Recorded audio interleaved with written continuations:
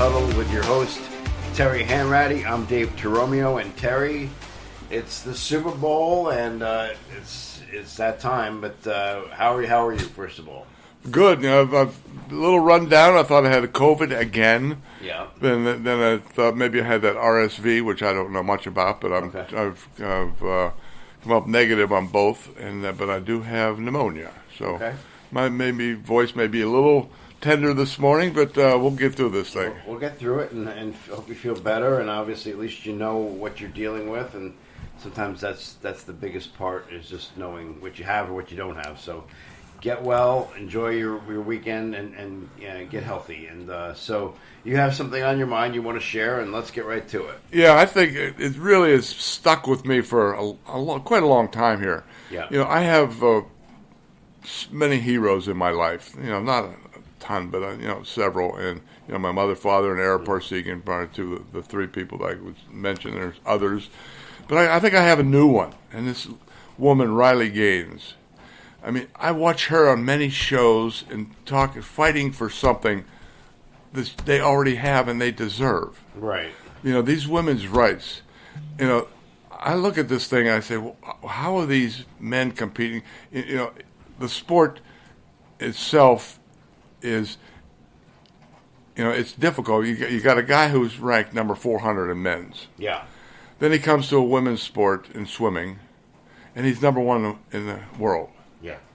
And it just boggles my mind, because you have so many kids that have worked all their life getting to this stage and have some success in their sport, which they deserve 100%. And now all of a sudden they're going to get beat up by these guys. And even the worst than the competition on the field is the competition in the locker room. Yeah. I mean, I saw these girls on TV, and they were talking about that they had this guy would change in front of them. They had 8-9 practices a week. Yeah. So they had to change. He would change in front of these girls every day, just walking around in the nude. I mean, that can't be any kind of transitioning into female, because you cover your body up when you're walking around the locker room. And I feel so bad for these kids, and I just wish there were more women's groups out there who would get behind Riley Gaines and these other women that are very, very dedicated, very smart, very talented people, and give them their sport. There's this girl, it was a couple years ago, year and a half, she was a very good volleyball player, and she was playing against this guy, and he spiked it, smashed her right in the face, and to this day she still has blurred vision, she has mental problems, and she'll never play volleyball again, and she wanted to go to college and play in college. She could never do that. And why is this person so strong playing against this woman that's not as strong? And that's just a fact of life. Right. And, I look back and I say, well, maybe people they're getting affected too much by sport. Volleyball, not many people watch. Swimming, not many people watch. So maybe that's not reaching the public. But just, a hypothetical. You got a great sport in the WNBA. And I think the top dollar there is this Donna Deladonna from played Delaware, and I think she makes like $225, something like that. And you got a D League, guys playing in middle of the country, not seen by anybody. Sioux City, Iowa. Yeah. And they're making probably a lot less than that. Yeah. What happens if they just said, "Okay, why don't we take over the WNBA?" Yeah. Then you would create a stir. Then you would get people up in arms, because now you're taking, a visual game that these people are watching every night, packing the stadiums. Now all of a sudden these guys from the D League could come over and take over. Yeah. They could take over women's tennis. And this thing has to stop now. And I have so much admiration for Riley Gaines every time I see her on television, because she's such an articulate person. But she shouldn't have to be fighting for this. This is a given. Yeah. These women got Title IX in the 70s. Right. They fought like hell for that, and they deserved it, number one. And now they're trying to take it away from them. If these transition people want to have their own sport, God bless them. Let them do their own thing. Yeah, exactly. And if they can get TV rights, God bless them. Do their own thing. Yeah. But just don't get in the locker room with women.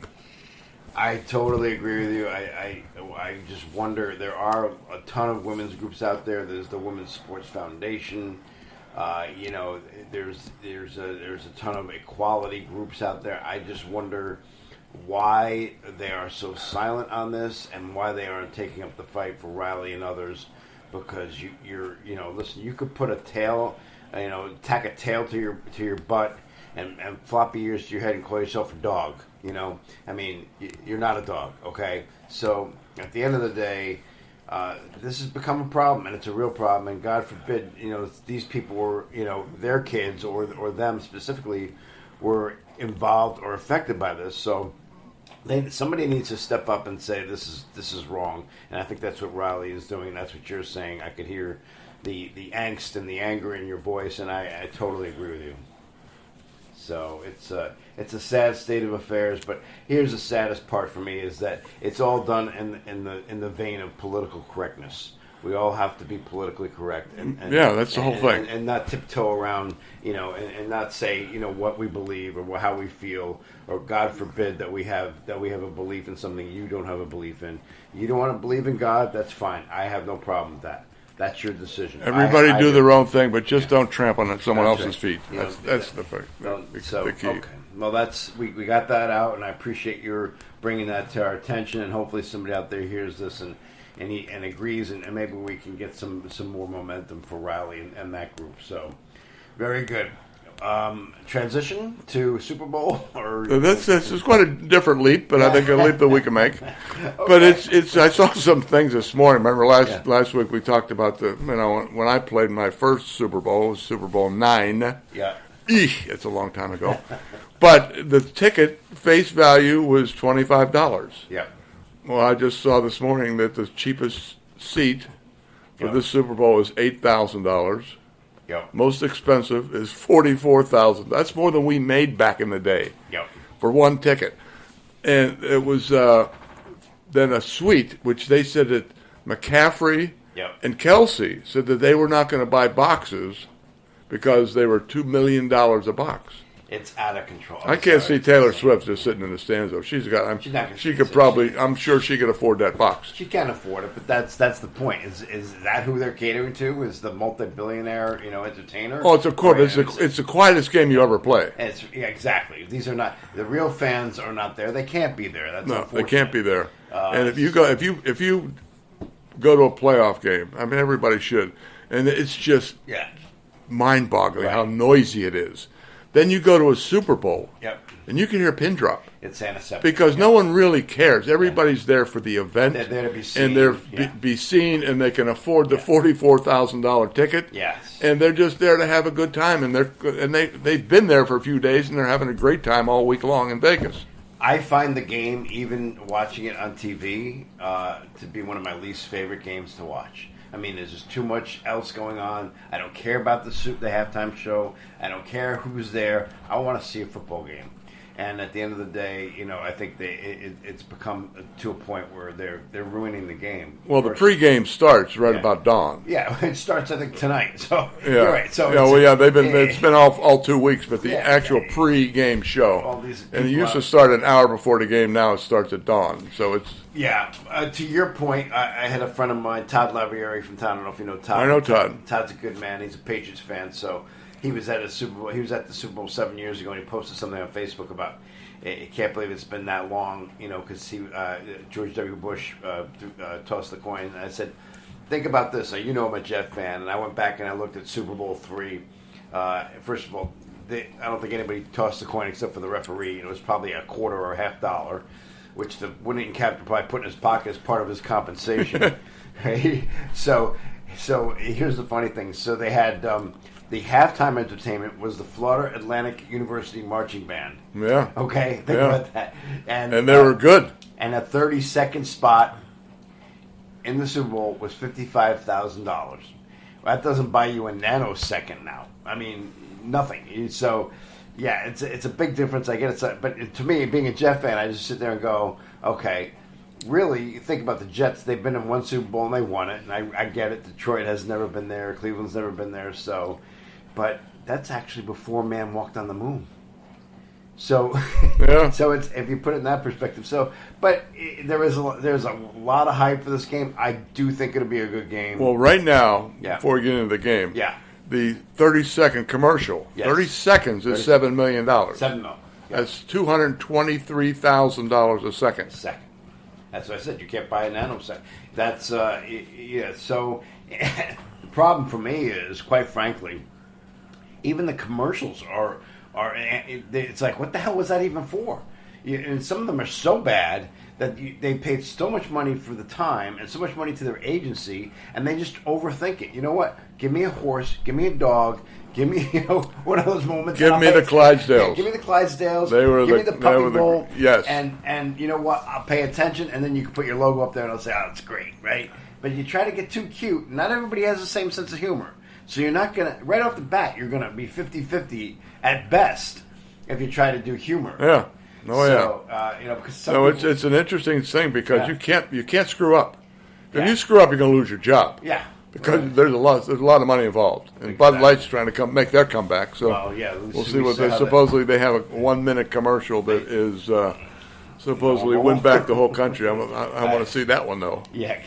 Well, at the end of the day, boy, talk about a classic case of how to bring down a product. That was certainly well done by them. So Yeah, see they if did a good job there. They did a good job there. Let's see if they can rebound on that. Okay. So last week we obviously we had a podcast after the championship game, so we knew who was in the game. I'll ask your opinion, but I am shocked that the Chiefs are an underdog in this game, even though it's 2.5 points now. I'm befuddled by that. How about you? Well, I think what the key to one of it is because the Chiefs tackles Yeah. are not very good. I mean, they're pros and they're Yeah. the best that there are. But when you match up the rush Yeah. with Bosa and Young against the two offensive tackles, Yeah. you have a real advantage for San Francisco. Okay. And I think McCaffrey being very healthy and what's his name, the slot receiver, they thought last week. Debo Samuel? Debo. Debo, yeah. They thought he was questionable last week, Right. but he came out and he's fine. He's a good- So he's yeah. 100%. The kid is really a game He's a good breaker, player, yeah. and they have a lot of weapons, and Yeah. they have a good offensive line that can protect Purdy. And I think they're really going on this kid. Finally saying, "Hey, everybody, shut up, man." Yeah. I'm a I pro like quarterback. it. Yeah. I like it. And I think, I still, Kansas City still has Andy Reid. Yes.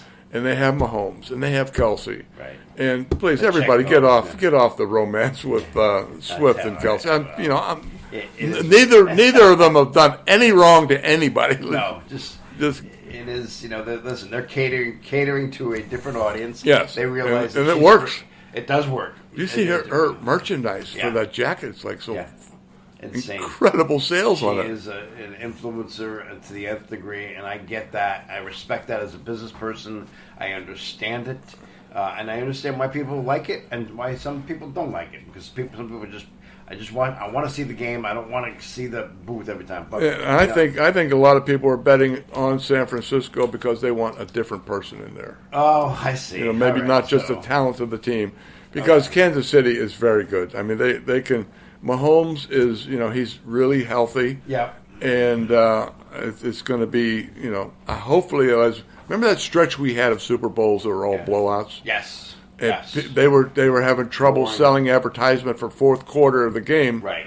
because everybody's in bed. People were leaving. But yes. now, recently, we've had really good games. So Yeah. hopefully, I think this will, because you have two really good coaches. I think this should be This should be a very real good game, and we hope that. Do you know how many turnovers the Chiefs have had in the last 4 games combined? No, 0. 0. Now that's how they you had would play a football. problem earlier. Yeah. With Yeah. turnovers. Yeah, well, they took Tony out, so I'm not pinning it all on him. But at the end of the day, that is a winning formula. When you don't turn the ball over and you have a quarterback like Mahomes and you got possession receivers and you know how to get first downs late in game like they did last week. Listen, they didn't play a great game against Baltimore, I didn't think. No. But they just knew how to win. But then you can bring back that Yeah. Detroit could have easily beaten the 49ers. Well, Detroit should have beaten the Niners. Yeah. And that's why I'm picking I am picking the Chiefs to win outright. I don't care about the points. I think the Chiefs win this game. I do like Purdy. I like McCaffrey. I think it could be an interesting offensive game. But I just cannot bet against this Chiefs team. I think they're a team of destiny. I'd like to obviously hear your opinion, which is more important. But that's my take. No, I think I got to go with you on the team. Yeah.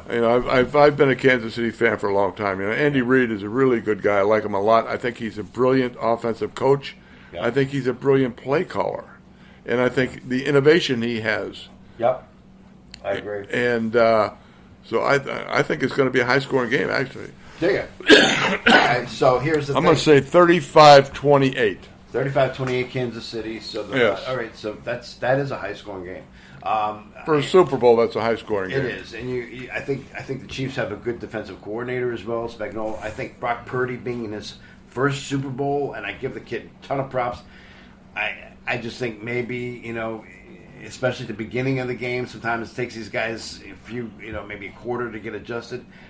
I'm going Chiefs 28-17. I think it's just a little bit too much Mahomes and Kelsey and I think and Pacheco, who's a really hard runner. And Pacheco is really an interesting back. Rutgers kid. Yeah, Rutgers kid. And he is a violent runner. Hard runner, yeah. I mean, McCaffrey is a shifty, right. really good player. I mean, the kid could be the MVP in the league. Who knows? Yeah. But he is really good.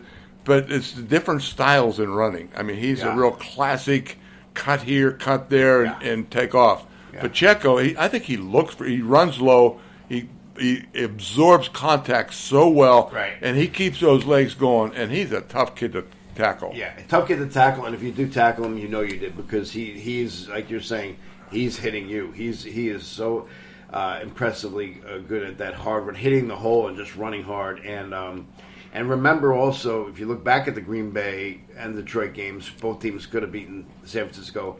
Both teams ran the ball pretty well against San Francisco. So San Francisco has some work to do, and I'm sure they know that. They don't need to hear from me. They got 2 weeks to prepare, and I think 2 weeks, Andy's the guy. Andy's the guy. I think we're both going Chiefs. We'll see. And I will be totally honest. If the 49ers win, I will not be upset. No. I think it will be I'll be happy for them. But I just, we got to talk. We got to say how we feel, and that's how we feel. That's it. Yeah. So, okay, let me just write that down again. Chiefs 35. 35-28. And I'm going 28-17 Chiefs. And I'm on a roll now. This is the first roll of my life in picking game. Thank God I don't bet. I wouldn't have a house. So, I mean, some of these prop bets are amazing. We all know about the heads and tails. You could lose your mortgage before the game even starts by betting on the coin flip. So I wonder who comes up with these prop bets. I mean, they sort of just grew out of nothing. You never heard these things before. You want to hear some of them? The team to score first touchdown, highest scoring quarter. Will there be a successful 2-point conversion? Total yardage, all touchdowns. The jersey number of the first TD scorer. Well, I'll give you one from a trivia question. What was the halftime score of Super Bowl IX? Our first Super Bowl. This is not. This is a trivia question. So I'm going to say it was. Okay. So give me. It was Steelers, Minnesota. Where was the game played? Tulane. It was played in Tulane in a rainy, nasty night where Swan lost all that money on his tickets. Yes. I'm going to say the halftime score was 7-3. 2-0. Oh. L.C. Greenwood was the leading scorer. And that was the halftime score. Tackled Tarkenton in the end zone for a safety and went into the the locker room with a cushion. Think about the millions and millions, probably billions of dollars being gambled, not just on this stuff, the prop bets and the game. All these boxes. I go into Uncle Joe's down in Norwalk, and they have the boxes. I mean, I have friends, kids who graduated from my program at Manhattan, sending me $1,000 boxes, $500 boxes. I'm like, oh my God, there is so much money gambled on this game. When I was on Wall Street, on the floor of the exchange, there was $1 million box. $1 million box. Yeah. How much did you have to put in? I think it was $10,000 a box. Okay. Something like that. I don't know. I didn't get involved. Okay. Well, you probably couldn't even at that time. Although you were done playing, but still, that's interesting. Yeah, so there's a lot of cash at stake this weekend, and you have our predictions. We're gonna get this posted thanks to Rob Adams, who's the best at this, and Terry, any other thoughts? Anything on your mind? No, we're good. I think we're all anxious for the game, and Yep. let's get the weekend going here. Let's get it going, and we'll see. Enjoy the game. Enjoy the commercials if you can, and let's go Riley Gaines and enjoy the game, folks.